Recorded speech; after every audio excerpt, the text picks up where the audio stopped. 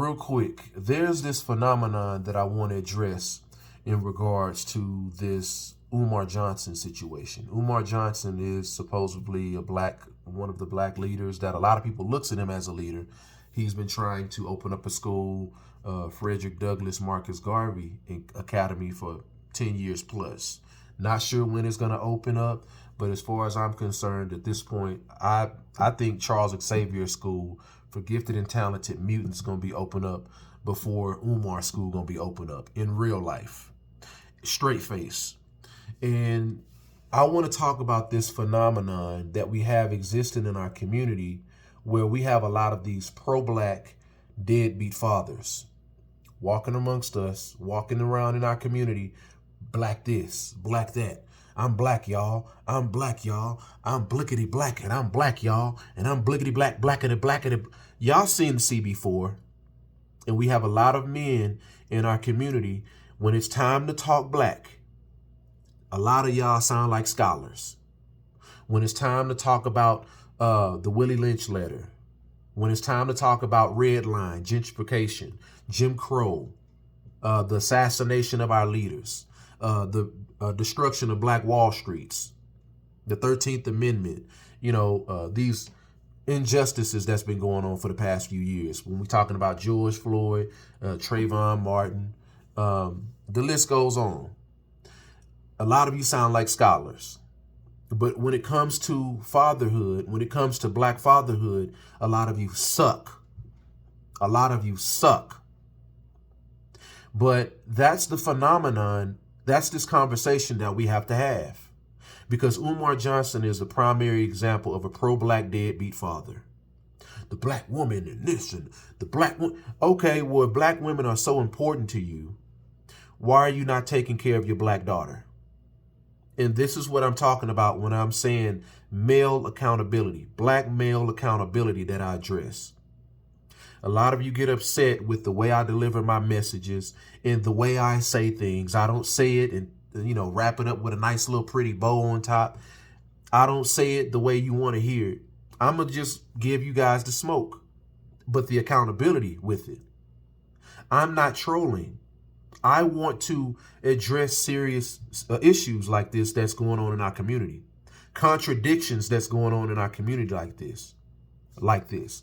Because how can you say, fellas, just like the Umar Johnsons, how can you say the white man this, the white man that, the white woman this, the white woman that, racism and systematic oppression, white supremacy? How can you talk about all that stuff? Which it does exist. Now, don't get me wrong. So I'm not here to tap dance, because that does exist. But as a black man, how dare you be fully aware and woke on that side, understanding all of that stuff exists. But when it comes to being a black father, when it comes to being a black husband, a lot of you suck. When it comes to committing to a black woman, you suck. When it comes to obtaining and maintaining a relationship with a black woman, a lot of you suck. When it comes to dating a black woman and having godly led intentions, a lot of you suck. I'm not here to say it nice. I'm not here to wrap it in a pretty bow. I gotta say it for what it is. Because according to Umar Johnson, he has a estranged daughter that has been trying to reach out to him for years, and he has not been active in her life. She's trying to get a hold of him. She's trying to get a hold of her additional siblings that Umar has played a part in helping procreate their existence. That's all she's trying to do. And she's very well spoken, by the way. She's very well spoken. She also has shown proof of him being her father, screenshots of text messages and things of that nature. But she's very, very well spoken. And now he don't want to address it. I'm not sure exactly what he said, whether it's his Instagram, Twitter, whatever, but he kind of did some old brush away. Didn't flat out admit that that's his daughter, but at the same time, he just left it very vague, gray area like. And we have to talk about this, because that makes no sense to me. That makes no sense to me, that we have a lot of men out here moving along in this universe, pro-black minded, but deadbeat fathers. Pro-black minded, but not faithful to their black wives. Pro-black minded, but don't show up for their black sons. But then you complain about the white man. You complain about the white woman having, white supremacy on the foot of our necks in the history of this country. But you leave your daughters, you leave your sons to be affected by the system that you are aware that exists. How does that work? This is why I call this a phenomenon.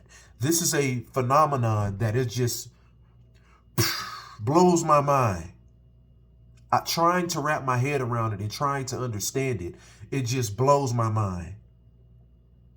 So fellas, understand, when you hear black women mentioning these type of men, these type of trash bag dumpster fire men, when these black women are trying to tell you their story and tell you how fake your homeboy is, that you don't want to come to realization of how trash and how sorry he is. When these women tell you about their stories and their experiences with these men, how dare you dismiss these women's stories? You're not dating these men. You're not experiencing these men. These women are. So for a lot of you men, in particular black men, to be so disconnected and to claim to be so pro-black, but when it's time to have these type of conversations, you close your ears. You don't want to hear it. The fact that I'm saying something that a lot of you men don't want to hear, I'm pandering, I'm simping, and you know I'm stating all facts.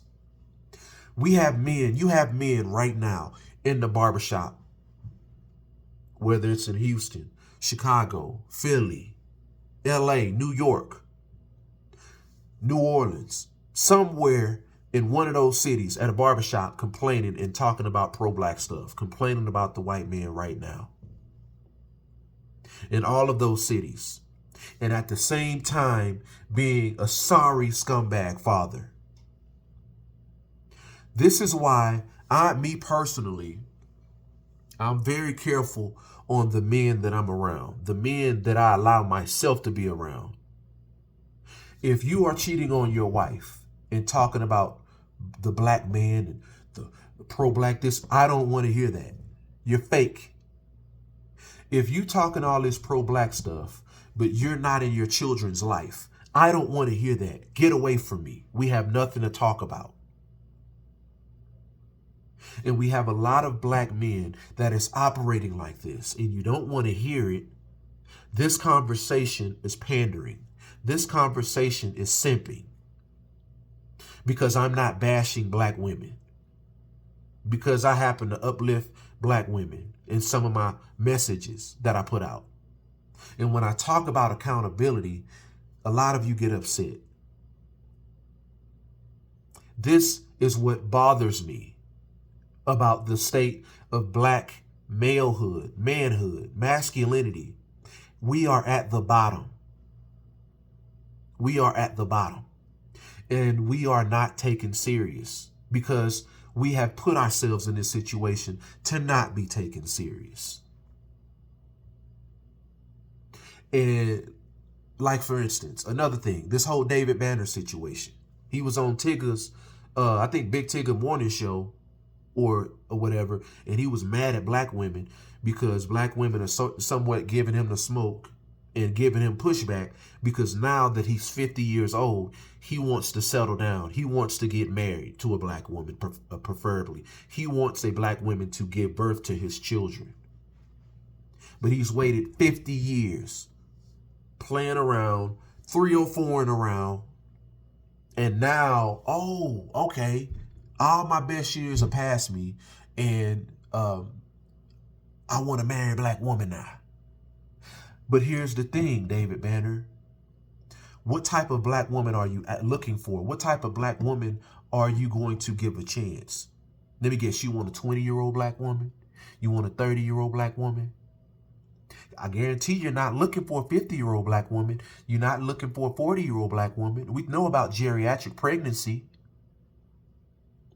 And this is why I talk about it. A lot of you are playing around like broken boys. A lot of you are playing around, wasting time, wasting your time, wasting women's time, just wasting time. And now all of a sudden, I want to be with a black woman. I want to get married now. And I want to have some black kids. So when I say things the way I say things, understand why I say it the way that I say it. Understand that. And we have to talk about this sleep at the wheel state of black manhood that we have today. We have to talk about it. We have to be honest about it, because it makes no sense to me. Just going back to the whole Umar Johnson situation, and even the David Banner situation, we have some of these black men out here. And I was talking to my wife about this earlier. We out here in Colorado. I just brought them back from dang on the outlet. Spent almost dang on $1,000, buying her all these purses and my kids, stuff, visiting my older daughter out here. She goes to Colorado. Well, one of the schools out here. And just out here with the kids' spring break. But anyway, while talking with my wife, I'm talking about this phenomenon, how we have some of these black men. You're educated. You're closing business deals. You're successful with doing this. You're successful with doing that. You're successful with networking. You're successful with some of these black men that's amazing with fitness. Getting your body sculpted right. The all this other stuff. All these areas in a lot of these black men's lives that a lot of you're able to apply discipline. But when it's time to apply discipline to being with a black woman, when it's time to apply discipline with marrying a black woman, committing to a black woman, committing to a black family, in the creation of a black family, when it's time to be a black father and an active father, all of that goes out the window. All of the discipline goes out of the window. And that bothers me. This is why this is a phenomenon. This is why this is a phenomenon. Pro-black deadbeat fathers. It's a phenomenon. I can't say it enough, because we have these men out here. You're highly educated. You have some of you have these large followings, large platforms, and you're able to compartmentalize your discipline here, discipline there, discipline in this area. And when it comes to finding a woman and sitting your behind down somewhere, oh man, these women out here, man, Jay Walk, man, these women out, man, no, I know women ain't perfect. Women have their issues. Yes, women have a lot of issues. But with that being said, you're telling me as a black man, out of nearly 100 million black women here in the U.S., you mean to tell me you can't find one? In between, I believe the numbers is in between 75, no, I take that back. It's between maybe, I was looking at it earlier, but it's millions of black women out here. All these black women out here. We talk about Houston, Dallas, Fort Worth, Austin, San Antonio. We talk about New Orleans, Miami, Chicago, Philadelphia, Seattle, Detroit, DC, Baltimore, the Carolinas, Atlanta, Savannah. You got some black women in Salt Lake City. You got black women in LA, all throughout the West Coast, all throughout the East Coast, Dirty South. And you telling me out of all these black women, you can't find one, something wrong with all of them? Nah, bro, something wrong with you, fellas. Something wrong with you. You stuck on stupid. Like I say, black women ain't perfect. They have their issues. But for there to be this phenomenon going on with the immaturity of the black men, it makes no sense to me. You got light-skinned women, you got dark-skinned women, you got tall women, you got short women, you got thick women, you got thin women, you got in-between women, all different nationalities of black women. And you mean to tell me you can't find one? Something wrong with all of them. Bruh, something wrong with you. Something wrong with you. You stuck on stupid. Well, you know, the modern women, and, you know, they all want the top guy, Jason. I don't have enough money. I don't make enough money. I don't want to hear that, bruh. There's too many women out here for y'all dudes to be playing stupid. And to have these Umar Johnsons walking around here. These pro-black deadbeat fathers. These David Banner type men walking around here. Playing games in your 40s and your 50s. And now you want to get married. Because also stories breaking out about his health breaking down. You know, he's getting sick, sometimes being in the hospital, in and out of it. I wish health for you, bro. I wish health for you, but to improve for you. We're not going to joke about that. We're not going to talk about that. You know what I'm saying? I ain't finna crack no jokes about no brother health. I want him to live a long, prosperous life. But for there to be so many black men to play games, and now all of a sudden, now you want a hospice wife. I'm going to just say it. Anyway, but I just want to chime in on that, man. But we got some accountability and we have some reflection that a lot of you need to do instead of deflecting. Start reflecting and stop deflecting. All right. Anyway, man, y'all have a good one. I'm going to try to get back on here again later on. But anyway, man, just leave your comment down. Let me know your thoughts. Peace. Love y'all.